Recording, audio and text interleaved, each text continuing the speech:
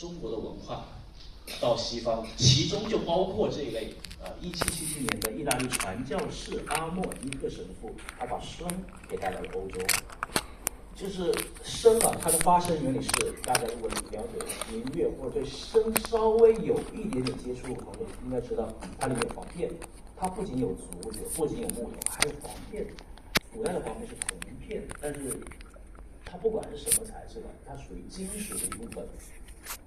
咱们手风琴最重要的组成部分就是簧片。对我来说，手风琴、簧片和风箱是生命，簧片是心脏。没有簧片，它发不了声，它发不了手风琴不有声。风箱是肺，没有肺，我们无法呼吸。同样的，手风琴它无法发出声音。也就是在这么一个基础上，世界上出现了手风琴。当然，这个可能情感。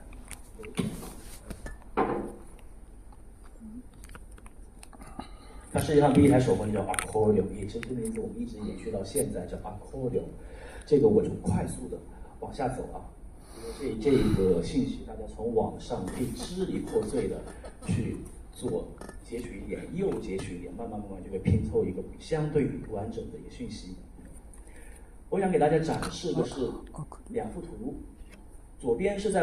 比利时布鲁塞尔有个乐器博物馆，如果大家去过布鲁塞尔的话，会知道在布鲁塞尔的大皇宫，也就是现在比利时还有的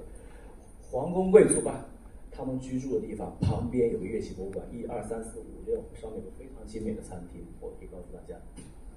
在乐器博物馆的地下1层，这是我本人照的相啊，是发现了世界上第一幅，也不说是第一幅吧，发现了这个目前为止我们能找到相关于手风琴最早的图片，它来自于1839年。大家可以看到这个小女孩手上的。它像打字机。说到打字机呢，我就想到以前我读书的时候，我10多岁的时候，我每次回家，我从德国飞机到要经过北京，或者说是经过上海转机回老家的时候，每次在机场，人家说你是背了一个打字机吗？还是背了一个电视机？所以手风琴如果在琴包里，它就是像打字机、像电视机，这是我们没有办法。虽然有时候我很想去反驳它。但是没有办法，它确实是，大家请看，世界上第一台手风琴，它就是像打字机一样。这是目前为止有的关于手风琴最早的这个图片吧信息。再往后走，手风琴在1战时期或者2战时期，它多用于伴奏形式，也就是一开始我们说的，手风琴给大家最早的印象是伴奏。一直到今天啊，我昨天还接到了一个信息，声乐系还有老师和同学找我伴奏手风琴。OK， 其实手风琴在这个一开始它的主要用途还就是伴奏，并且一直到今天为止，手风琴伴奏它依然是手风琴一个非常重要并且非常广泛的途径和用途。虽然我是教手风琴的，我也弹手风琴，有时候我也为手风琴去发声。我们手风琴不仅仅可以伴奏，但是不可否认的是，手风琴它伴奏就是很迷人。有一些红歌，比如说像前2年，我伴这个4渡赤水，这个长征组曲，还有映山红这些歌，它确实是需要手风琴这么一件相对在这个曲子中比较灵魂的一个乐器方式。然后下面就是手风琴发展不断的形式，从打字机，然后慢慢纽扣，然后慢慢再纽扣，或者说再打字机。这里我想跟大家说一下，我们现在看到手风琴大部分都是键盘，或者大部分人的对手风琴的印象还是键盘。大家会说，老师，我还见到一种右边是键钮的，是纽扣的，它叫什么？它叫八扬。我相信在座很多朋友，或者说深圳很多朋友去了解了八扬。当然，深圳的手风琴事业发展的非常繁荣啊，有很多学习手风琴和八扬的朋友们。我在这里想说一句的是，世界上第一台手风琴它是八扬，它不是键盘。为什么？我们刚刚说了，奥地利人他发明了世界上第一台手风琴，它其实是八扬。但是后来为什么出现了键盘呢？因为历史原因。在一战之前呢，欧洲有一次欧洲贵族大迁徙，他很多贵族因为欧洲的动乱，就所谓的一战，或者在一战之前还有别的战争，他们要逃往他们的新世界美国。德沃夏克，捷克作曲家德沃夏克，他有个非常出名的作品叫《自新世界》，他其实很多时候就描述的是美国新大陆的这个情景啊。所以事实上，第一台手风琴它是巴扬，是渐牛，但是它因为历史原因，欧洲贵族或者欧洲的人民或者欧洲的音乐家，他需要前往美国去继续生存，继续安全的生存。所以那个时候从欧洲去了非常多人们，不同类型的人们，不同阶层的人们到往美国，其中就包括音乐家。但是我们知道音乐家，比较乐器的比较，小提琴它好携带，大提琴它虽然大也好携带，竖琴它也比较好携带，但是钢琴呢怎么办？一台钢琴，我们下午这台有小的施坦威。它有半斤师傅跟我说，它有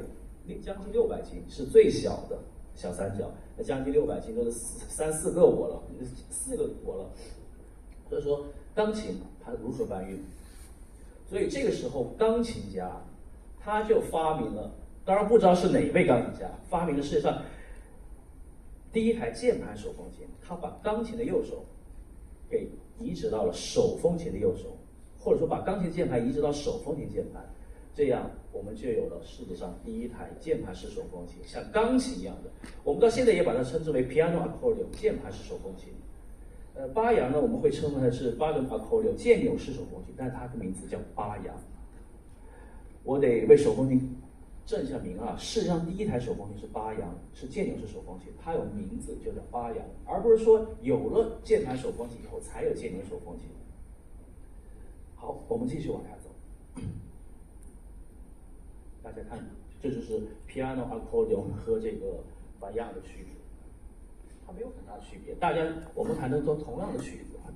触键是一样的触键，风箱是一模一样的，什么都是一模一样，但是唯独是右手它的演奏顺序、演奏排列是不一样的。我在转学，我是16岁时候转学巴扬，在此之前我弹了10年的键盘手风琴和11年的钢琴。它一目了然，大家看到了啊，这是键盘手风琴和渐钮手风琴（括号巴扬）。渐钮手风琴它的名字，它叫巴扬。好，我们这个主题叫做现代风格作品的分享啊，就赏析和分享。当然，接下来是我们需要赏析的第一首曲子。演奏者呢是陈子怡，他来自于星海音乐学附中高3年级。也是非常优秀的一位这个小女生啊。我想介绍这位作曲家佩特里马克欧恩。这位作曲家呢，他是一位手风琴家，是芬兰人。他呢现在任教于芬兰特库音乐学作曲系，他是一位作曲教授和手风琴教授。他是一位非常优秀的手风琴家，但同时他也热爱作曲，并且在他的学生时代呢，他也学习了作曲。得过非常多作曲类的奖，像我们今天中国也有非常多优秀的青年手风琴家，他们选修第2专业，去学习作曲，学习这个艺术管理，或者学习音乐学。现在我总说这个社会需要6边形战士，像马克欧恩他就是一个6边形的音乐家，他不仅会非常精湛的手风琴演奏，也会非常娴熟的去作曲。并且他也是一位非常优秀的教育家，手风琴教育家和作曲教育家。他今天呢，像天鹅一样这首曲子是佩特里马克欧恩这个世纪初他为莫斯科手风琴比赛特别违约的一首作品。这首作品呢，在这个21世纪初呢，也是2000具体时间我不记得，00几年吧，在莫斯科国际手风琴比赛艺术节中，他自己本人首演。这首曲子我们可以看到名字就是像天鹅一样，天鹅是什么？给我的感觉是非常高贵的，低不下头，它永远是伸着脖子的，眼睛朝上看，它朝下看的时候只有去捕食儿。这么一个高贵的不管是女神也好，高贵的这个动物也好，它像天鹅一样，这首曲子就应该是高贵，并且我们都说天鹅大部分时间是在水上面。水是什么？我们每次看天鹅或者说是鸳鸯或者鸭子在水上的时候呢，非常丝滑，这么走动的。但是它脚底下在扑腾，在脚底下在折腾。我们有知道，因为我小时候养过那个一些小动物，它们在水里脚上是非常繁忙的，但是在上边是非常平静的。这首曲子有2段式，应该是3段式吧。第一段是描述天鹅在湖面上非常高贵，出淤泥而不染，它非常高贵，非常的骄傲，非常的目中无人。他往前看，他从不往两边看，他只享受自己的，活在自己的世界里。他只享受别人对他的赞美，只享受好天气，只享受优质的水源，只享受最好的这个食物。但第2段，它稍微带一点爵士风格。在这首曲子中呢，第2段它就开始扑腾了啊，天鹅可能突然打雷了，下雨了，或者说它要到岸上需要捕食了，又或者，大家如果去过农村的话，虽然我没去过，但是不是没去过，就是农村生活体验并不多，但是我在网上看天鹅啊，鹅是一个非常具有攻击性的动物。是的，鹅是一个非常有攻击性的动物，它会在捉小孩，它会捉公鸡，它甚至说会跟狗打架，就是因为它很长的脖子、很尖锐的手，很尖锐的这个嘴巴。第2段呢，就是描写天鹅扑腾的这个画面。最后一段是非常柔美，了解啊，天鹅扑腾完了，又开始回归到高傲公主的这么一个形象。这首曲子我本人是非常喜欢的，而且就是这首曲子也作为过很多国际手风琴大赛的规定曲目去展示，一直是展示在这个世人面前。我接下来呢要欢迎这个来自新海附中高3年级的陈子怡同学，他也是非常优秀，他演奏的这首佩特里马克欧恩的《像天鹅一样》，欢迎陈子怡。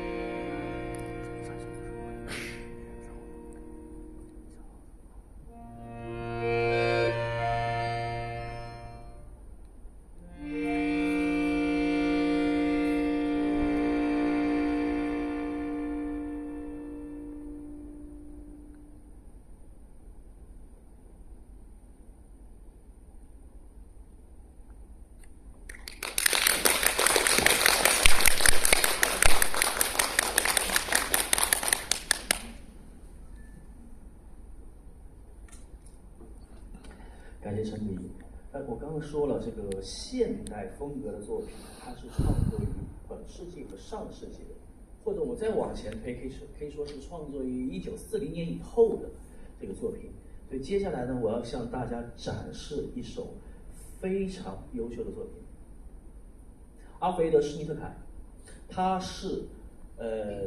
前苏联非常优秀的作曲家，在上个世纪他是肖斯塔科维奇的主教。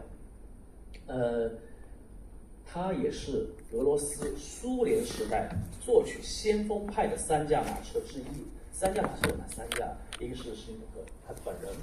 还有是杰米索夫，以及在我们上个月3月份刚刚去世的这个近几百年来有史以来最伟大的女性作曲家索菲亚·古柏多丽娜。如果对作曲有兴趣或者对作曲了解的朋友们，大家一定知道古柏多丽娜，她是非常喜欢手风琴的。她在2017年的时候，为手风琴、小提琴和大提琴创作了一首3重协奏曲，当时是在波士顿交响乐团，由安德斯·尼尔森斯在纽约爱乐在卡内基音乐厅首演。这首作品呢，也是现今我们最优秀的手风琴协奏曲之一。好，我们回到施尼特凯。施尼特凯他本人呢是一个先锋派的作曲家。他什么叫先锋派？在苏联时期，我们都知道苏联时期他非常的严肃，但是施尼特凯本人他又非常的那么不严肃，非常的活泼，或者说是他的思想非常的先进。他的音乐在当时跟这个古柏多丽娜还杰尼索夫这所谓的苏联这个三驾马车，他们的音乐在前苏联时期是被禁止的。并包括前苏联的这个作曲家协会是禁止在所有苏联境内去演奏，并且去发表他们的这个作品。施尼特克后来和古巴德丽娜还有杰尼索夫，他们当然都移居到苏联以外的海外了，所谓的海外。施尼特克本人和索菲亚·古巴德丽娜就移居了德国汉堡。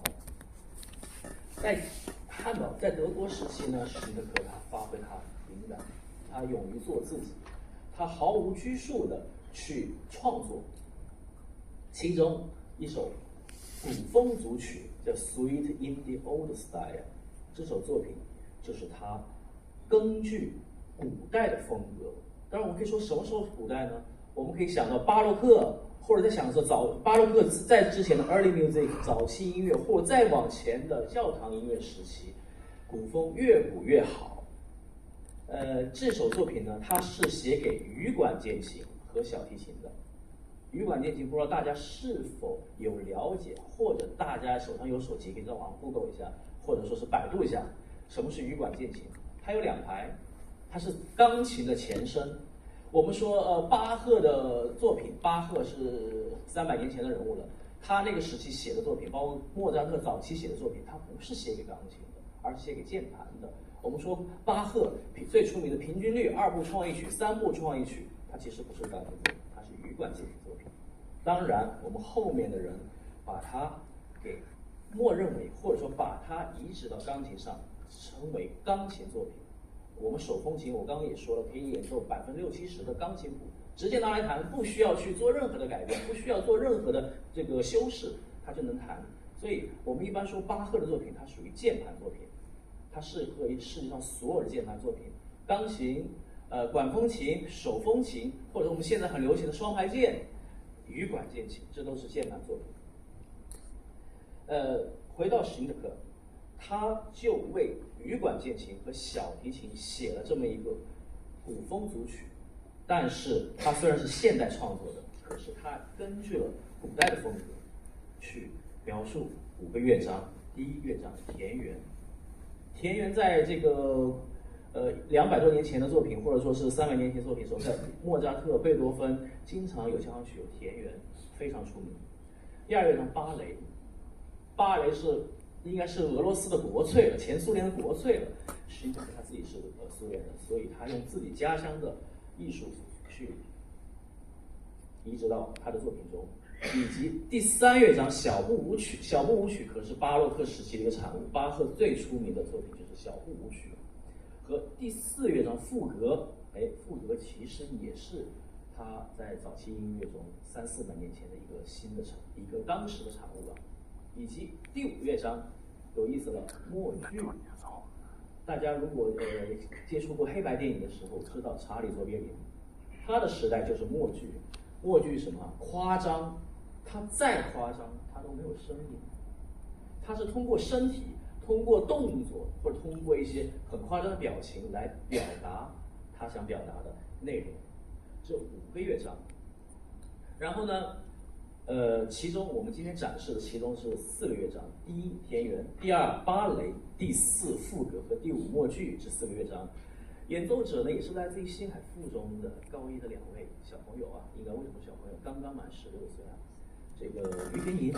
于田莹呢，他非常用功啊，非常用功。他是我们附中，他那时候刚开专业的时候是没有手风琴同学来报名。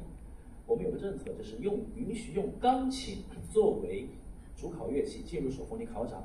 用钢琴弹手风琴考纲的曲子，然后进来以后再转手风琴。于田莹同学就是这么一位同学啊，他是初1进来才转手风琴，在短短的3年半的时间内，他已经拿到了这个克罗地亚普拉国际手风琴的第1名，这是非常厉害的比赛，并且呢，前2年已经在我们文化部中国最大的比赛哈尔滨之夏国际手风琴比赛的这个少年组的第3名。这也是非常非常厉害，于田莹非常的刻苦。他今天演奏的琴呢是2年前订的一台大琴，5·1期间才到广州，也就是说他今天演奏的琴是他才拉了不到1个星期。这台琴是大琴，是成人琴，是我这个体格人弹的，是最大号的，但是他之前弹的琴是96贝斯这么小，也就是说1周以前他是弹这么小的琴。是我们4月20号我们在深圳大学演出的时候，于天宁还是弹的小琴，但是过完5一以后，我们5月7号开始，差不多吧，1周，已经是这台琴了。我短1周的时间内，也对他整个毅力啊，对他这个耐心啊，都有个很大的挑战。因为重量上，他直线长了10斤。他现在琴是16公斤，但他之前的琴是11公斤。大家等会儿看看于天宁有多小只啊，多袖珍，或者说多可爱啊。然后另外他的搭档是他同班同学钱雷斌同学，钱雷斌同学呢也是非常刻苦，他本人在主科老师的建议下和我的这个指导下，自己把这一首曲从小提琴的声部改成了中提琴的声部。大家都知道小提琴的音高非常高，我们举个例子，小提琴在天花板，它的最高音高，中提琴它最多只能在这个音响这个位置，它不能再高了。如果再高的话，它会非常刺耳，甚至说对于演奏者的技术要求都是非常苛刻。我都不说非常高，是非常苛刻，几乎是不可能。以及对乐器的损伤度也是非常高的。但是钱雷斌同学他跟于天宁同学非常的这个可爱啊，跟我说杨老师，我们可以尝试一下。2位同学就是一个刚刚换大琴1周，另外一个把小提琴声部移植到中提琴声部上，对他们来说都是挑战。所以接下来我们的掌声给2位比较青年的，但是已经并不嫩的演奏家。为什么呢？他们虽然新锐，但是并不行，已经是久经沙场了，在比赛场中演奏阿菲德施尼特克的这个古风组曲1、2、4、5乐章，大家欢迎。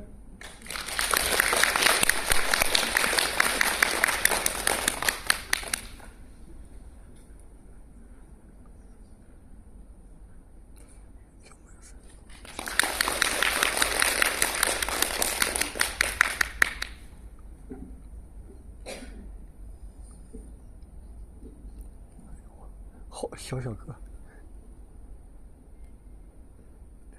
，11句。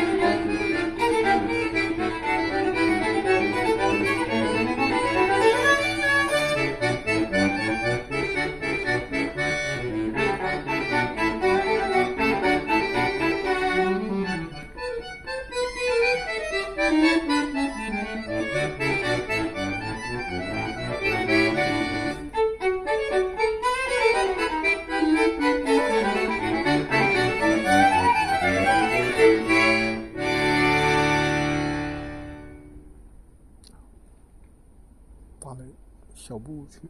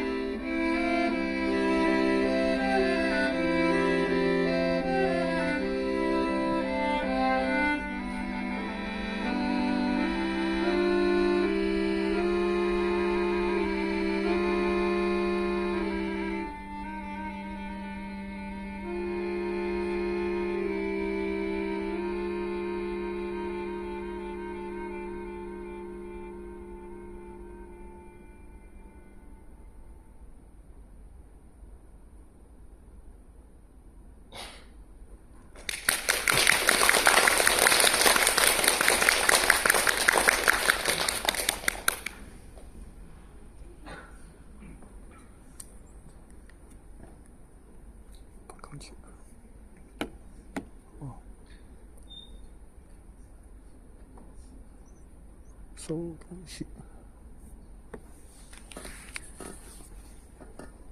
我想跟大家说，这首曲子阿菲利施密特这首《Sweet in the Old Style》，对我自己来说是一个非常有情感的曲子，因为我在读本科的时候呢，也在演奏这首曲子。但是当然我已经20多岁了啊，已经是相对比他来说成熟很多，而且那时候我学手风琴已经10多年了。所以于田宁在一直到今天，他学手风琴还不到4年时间。这首作品也曾经是我本科的毕业考试的这个室内乐曲目啊。接下来呢，我想向大家介绍下一首作品是 Matteo Farloni， 他是一位意大利的钢琴家和意大利的作曲家。这位他是弹而优则作，应该是这么样说。怎么说？他钢琴演奏得非常优秀，得过非常多的这个国际比赛大奖。但是他本人更喜欢作曲，就像我们很多演奏家，他后面改指挥一样。很多的指挥家，像巴伦博伊姆，他是非常优秀的作曲家，非常优秀的钢琴家等等吧。Matteo Farloni 他是意大利人，现在意大利的南意大利一所音乐学院担任作曲教授和钢琴教授。他本人也是非常喜欢手风琴。接下来这首作品主宝是他为手风琴和古典吉他写了一首原创作品，其中他写的这个手风琴家是 Mario 是我们当今世界上最出名的班多纽探戈演奏家，他是以演奏探戈出名的。接下来为我们带来这首非常抒情、非常带一点忧愁，但是有非常浓的南意大利风情的这么一首曲子珠宝。它是演奏者呢是来自于我们星海音乐学院本科的2位同学，一位是方琴和刚刚在东京一个非常顶级的古典吉他比赛，东京国际古典吉他这个比赛中获得6名进入决赛的一个朱云爱，这也是非常优秀、非常顶级的一个比赛，也是鲜有非常少的中国人进入这个决赛。他是来自去年下半年来自于我们星海音乐学院朱云爱同学和方琴2位呢，为大家带来这个 Matteo Farloni 的这个珠宝。我们欢迎2位优秀的演奏家。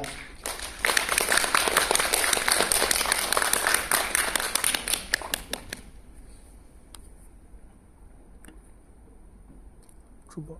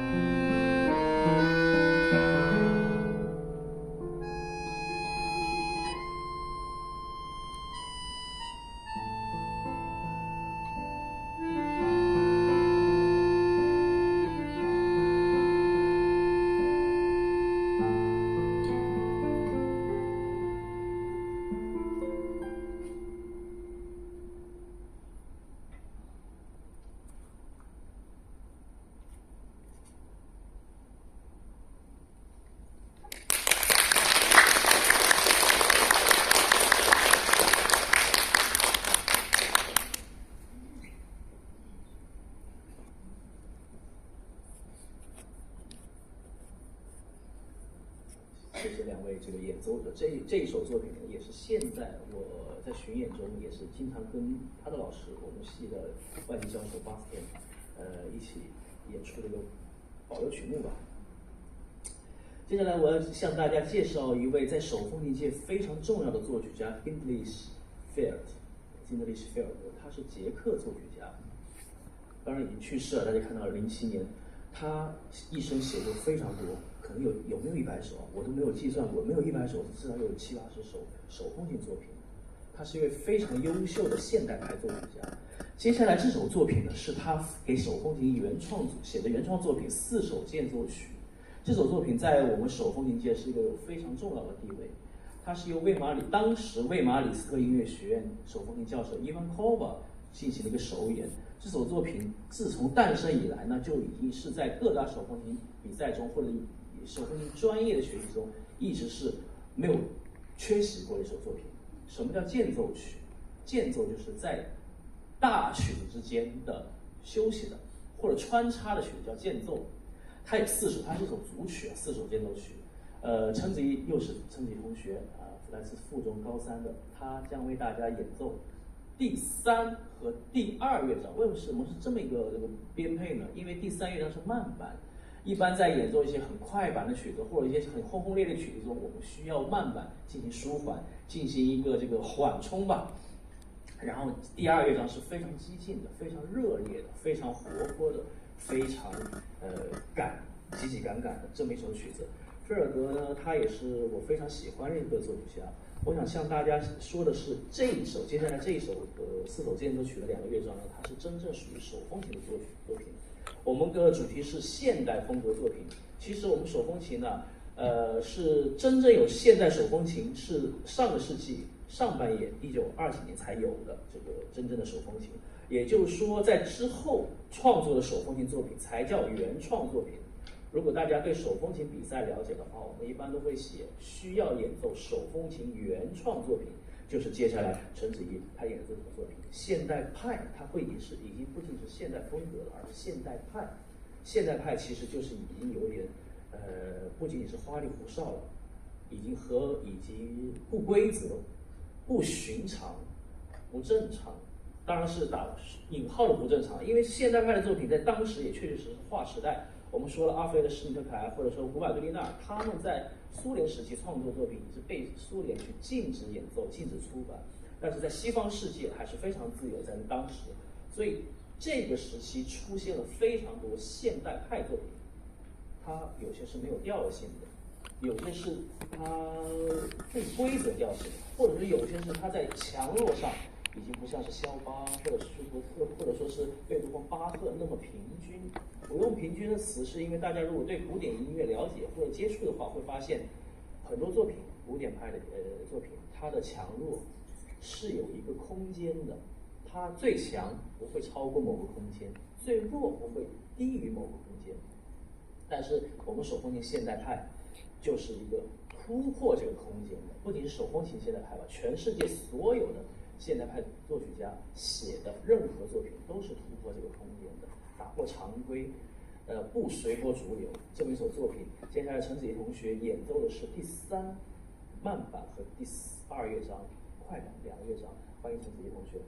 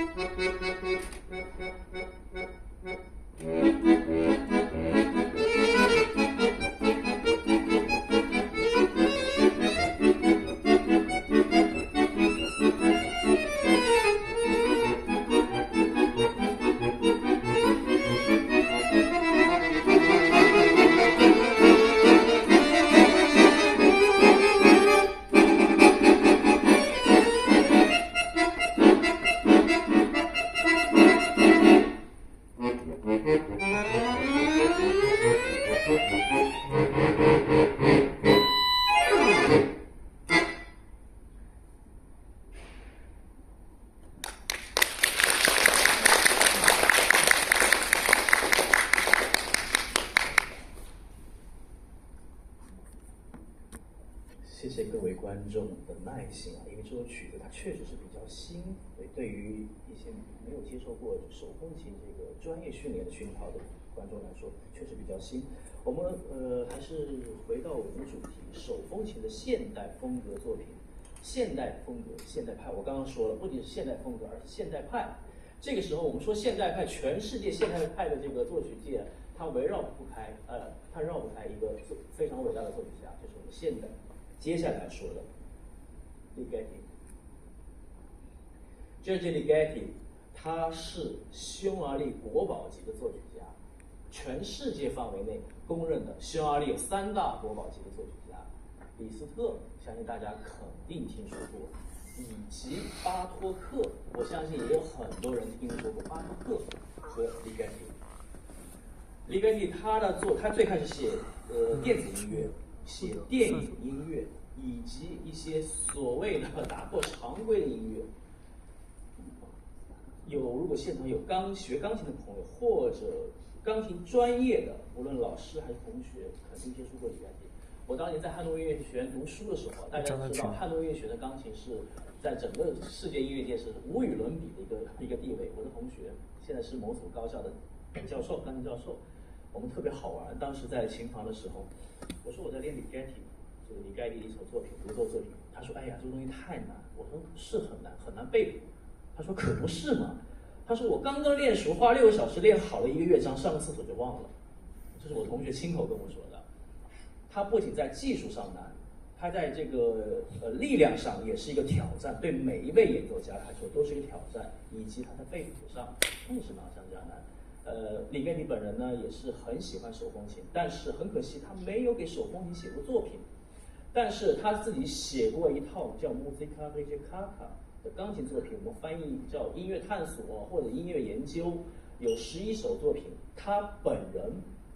跟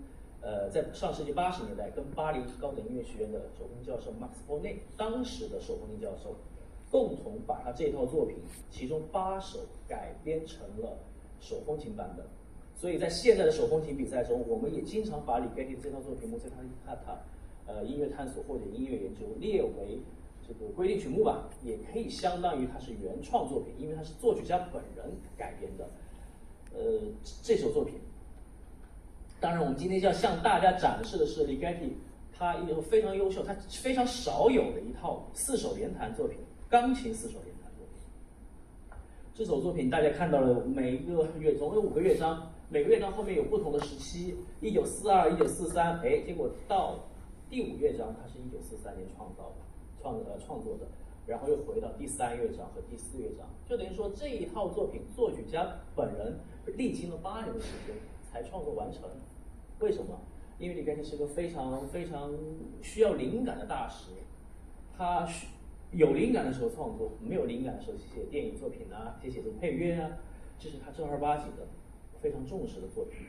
所以作曲家历时8年，用8年时间，不同的见识也好，或不同的这个见闻也好，或者不同的经历也好，创作出这么一首作品，并且大家可以看到1练习曲进行曲，2复调练习曲，5快板，3婚礼进行曲、婚礼圆舞曲，或者第5、第4奏鸣曲这一套作品。这首作品呢也是由我本人改编成了钢琴和手风琴的版本。我们没有动音啊，音都是一模一样的，只是在一些技术上啊，我们给手风琴进行了一个重新的2次创作吧。可能8路上有些改变，触键上有些改变。接下来演奏的呢是2位好搭档。为什么说他们好搭档呢？他们从高1的时候就一直在这个进行重奏的训练，并且一直组到现在将近2年的时间。他们也一直在意大利、德国，然后波兰以及中国的我们广东的各大音乐厅都已经和高校都已经演过了非常多遍的，包括弹幕这个仅限于这套作品。非常有默契的郑一宁和施佳妮，他们也获得了非常多比赛的这个重奏组第1名。我想，欢迎2位演奏家。首先，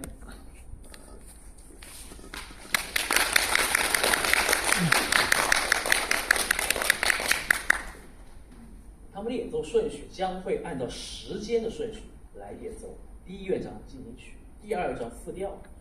第5乐章快板，以及第3和第4，大家看到有3首婚礼舞曲，在第3乐章它有3首作品。我希望两位演奏家呢，能在乐章和乐章之间给大家鼓掌示意一下，让大家知道啊，这是一个乐章完事儿了，要不然这首曲子非常长，10多将近20分钟，所以希望大家有耐心，尤其是第2乐章，我先跟大家提个醒啊，千万不要睡着，好吗？好，谢谢。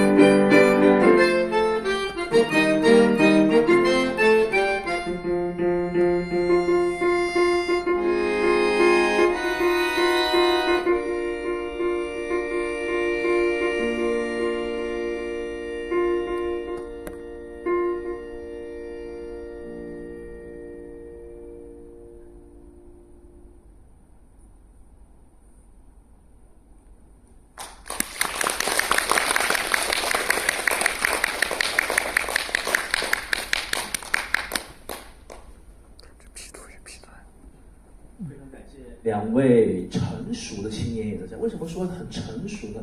因为在我的角度，他们俩已经把Ligeti他这首作品他想要表达的本意给表达出来了。因为他们俩才刚满17岁，我没记错，郑怡同学好像是刚满17岁，也许时间还没满。在这个年纪能够表现Ligeti的作品，他不论从这个技术也好、力量也好，或者说理解力也好，都是非常成熟的。再次感谢两位演奏家。我也在这里要跟大家做一个非常不舍的这个 say goodbye 了，因为今天我们的时间已经到了，今天所有的内容我们已经向大家展示完毕，也感谢各位到场的观众和这个深圳图书馆对手风琴、对我们星海音乐学手风琴专业的支持和对手风琴的鼓励，谢谢各位。我们也有请所有的演奏家上场。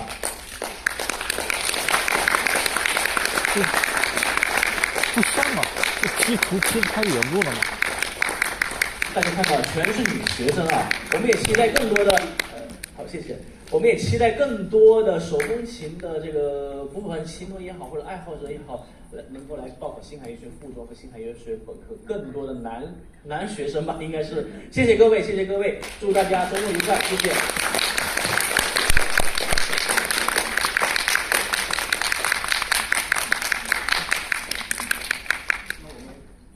拍个照，